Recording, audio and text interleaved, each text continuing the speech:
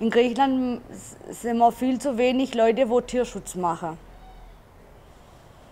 Und die Hunde sind viel zu viel. Und die kannst leider nicht alle retten. Wir brauchen die Hilfe anderer Tierärzte, vielleicht auch die Hilfe anderer Länder. Warum wir die Hunde nicht kastrieren? Das ist eine gute Frage. Es ist eine Frage des Geldes, denn eine Kastration kostet uns ca. 150 €. Es gibt keine Bezahlung für griechische Tierärzte, die Streunerhunde behandeln wollen. Das können sie nur ehrenamtlich tun.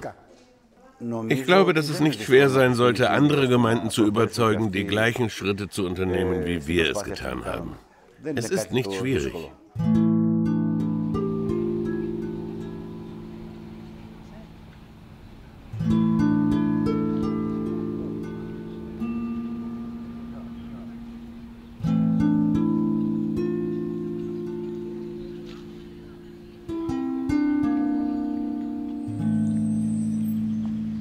Heimatlose Hunde und Katzen. In Griechenland gibt es sie praktisch überall. Hingegen fehlt ein wirksames staatliches Programm zur Eindämmung der Streunerpopulation. In kaum einem anderen Land werden ausländischen Tierärzten, die kostenlose Kastrationen durchführen möchten, so viele Steine in den Weg gelegt wie in Griechenland. Während aufgrund der schlechten wirtschaftlichen Lage viele Menschen immer ärmer werden, steigt die Anzahl der nicht erwünschten Tiere von Tag zu Tag.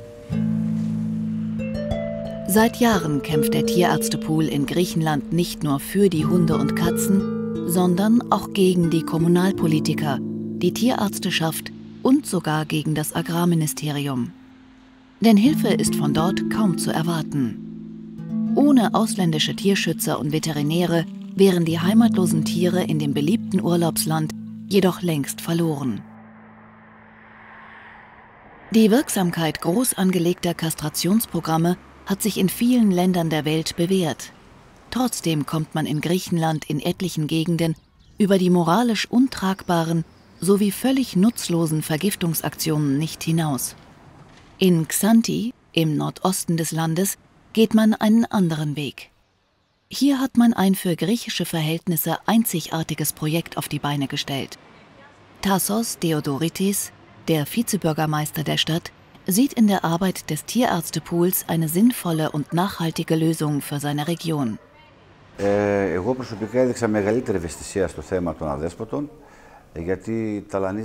Ich war schon immer sensibel, was das Thema der Streuner anbelangt. Denn dieses Problem beschäftigt die Stadt schon seit vielen Jahren. Deshalb unterstütze ich vehement das Kastrationsprojekt. Wir haben uns an die Deutsche Tierschutzorganisation gewandt, die, wie Sie hier sehen, eine große Hilfe ist und zur Verbesserung des Problems beiträgt. Dr. Melanie Stehle ist die leitende Tierärztin. Sie war schon in vielen Ländern der Welt, um heimatlose Hunde und Katzen zu kastrieren. Doch auf so viel Gastfreundschaft wie hier ist sie in Griechenland bisher nicht gestoßen. Also hier in Xanthi haben wir die tolle Konstellation, dass wir sehr herzlich willkommen sind bei allen wichtigen Institutionen. Das heißt, der Bürgermeister hat uns eingeladen. Das ist schon mal eine ganz tolle Grundvoraussetzung. Er ist offen für unser Projekt.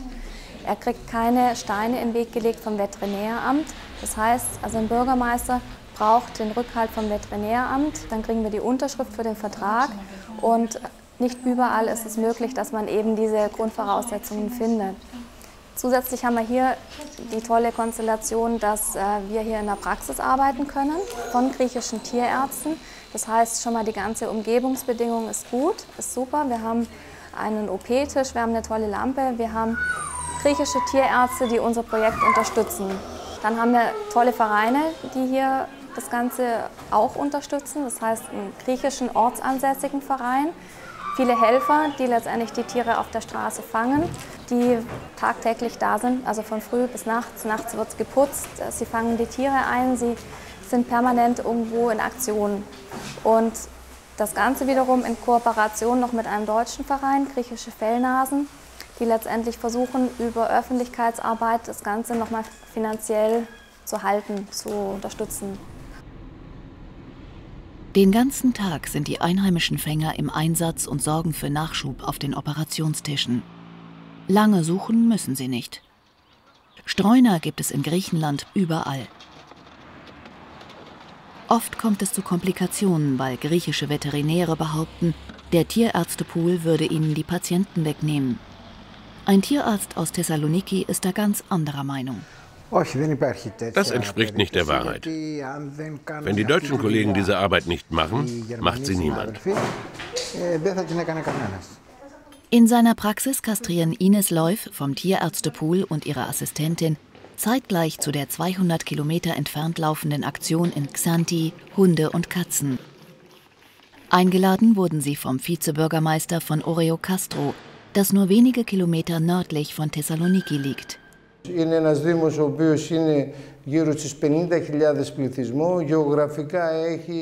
sind eine Gemeinde mit ca. 50.000 Einwohnern. Geografisch gesehen hat sie einen riesigen Radius. Sie können sich vorstellen, dass es kaum einen Ort in diesem Gebiet gibt, wo Sie keine Streuner antreffen.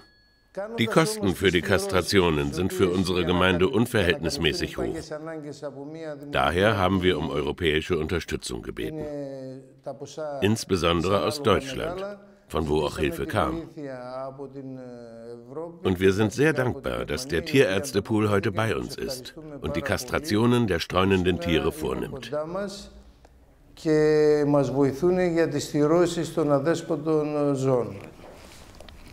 Also wir versuchen bei den Hündinnen einen möglichst kleinen Schnitt zu machen.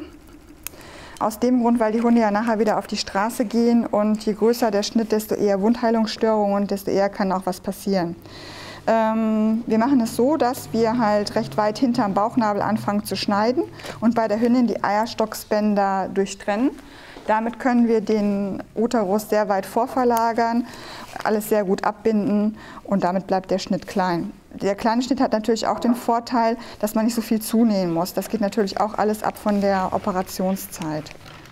Dank dieser effektiven Technik können die Tiere schon am selben Tag wieder zurück zu ihren angestammten Plätzen. Im Zweierteam sind so durchaus 350 bis 400 Kastrationen in nur 2 Wochen möglich. Etwa 35.000 Hunde und Katzen hat Ines in den letzten Jahren operiert. Hunderttausende Welpen und deren Nachkommen wurden so erst gar nicht geboren. In Griechenland muss man endlich verstehen, dass diese sanfte Methode viel nachhaltiger ist als rohe Gewalt. Also bei den Vergiftungen wird natürlich zuerst die Tierzahl gesenkt, klar, die Tiere werden vergiftet, sind tot, aber man erwischt ja nie alle Tiere. Dann wandern Tiere von außerhalb zu oder aber die Tiere, die nicht erwischt worden sind, vermehren sich weiter und sogar dann noch besser, weil einfach das Nahrungsangebot ja größer geworden ist, weil andere Tiere fehlen und deshalb hat man dann in einem Jahr dieselbe Anzahl oder sogar noch mehr. Dass die Tiere schon kurz nach der Operation wieder auf die Straße müssen, ist in Ländern mit Streunerproblematik die Regel. Für Dutzende Hunde und Katzen, die tagtäglich unter das Messer kommen, ist einfach kein anderer Platz vorhanden. In Xanthi hat der Vizebürgermeister auch dafür eine Möglichkeit geschaffen, die so einzigartig wie vorbildlich ist. Hier haben wir die absolut geniale Lösung gefunden, dass die Tiere bis zu 3 Tage in einem Haus bleiben können. Dieses Haus wurde speziell vom Bürgermeister zur Verfügung gestellt und sie bleiben wirklich 3 Tage dort. Sie werden täglich untersucht. Wir kriegen sie auch zurück, wenn irgendwo eine Schwellung ist, eine Rötung. Haben wir ganz tolle Rückmeldungen bekommen. Okay, wir haben das gesehen, schaut doch mal. Oder der eine möchte vielleicht noch nicht essen. Also sie haben das wirklich ganz gut unter Kontrolle hier. Sogar an die Sicherheit wird gedacht. Ein eigens zum Schutz der Hunde abgestellter Wachmann ist die ganze Nacht vor Ort. Melanies Teamkollegin Antonia wohnt auf der Insel Rhodos. Dort ist der Tierärztepool schon seit einigen Jahren aktiv. In der Vergangenheit war, kann sagen wie hier, viele Hunde, okay, Katze gibt es noch, aber Hunde waren überall. Die Straßen, die werden von Autos verpasst, vergiftet, überall gab es einen Hund. Aber seit 4 Jahren ungefähr ist das ganz anders. Gibt es noch manche Hunde in manchen Dörfern, aber es ist viel besser geworden. Es ist nicht so üblich jetzt, etwas zu sehen, also Hunde. Und ich glaube, das ist wegen des Kastrationsprojekts. Jahrelang hat der Förderverein Arche Noah Kreta e.V. in den der Tierärztepool integriert ist, in Griechenland buchstäblich gegen Windmühlen gekämpft. Andere Organisationen hatten bereits aufgegeben, als der Widerstand griechischer Bürokraten immer größer wurde. Der Förderverein blieb, kämpfte beharrlich und sieht nun endlich erste Erfolge. Landesweit ist die Situation zwar nicht mal ansatzweise unter Kontrolle, jedoch gibt es Anzeichen, dass ein Umdenken stattfindet. Aber nur wenn alle Kommunen vom Sinn und der Nachhaltigkeit der Kastrationsprogramme überzeugt werden können, besteht die Chance, dass sich in Griechenland langfristig etwas ändert.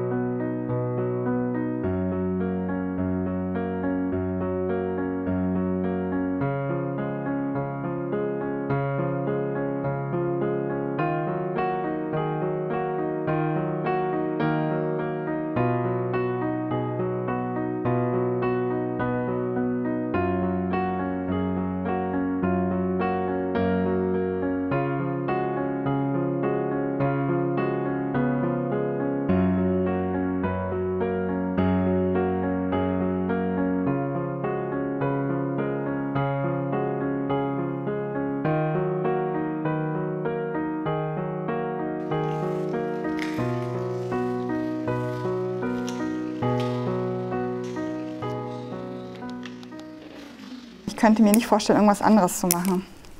Also für mich gibt es einfach nur das. Das oder gar nichts.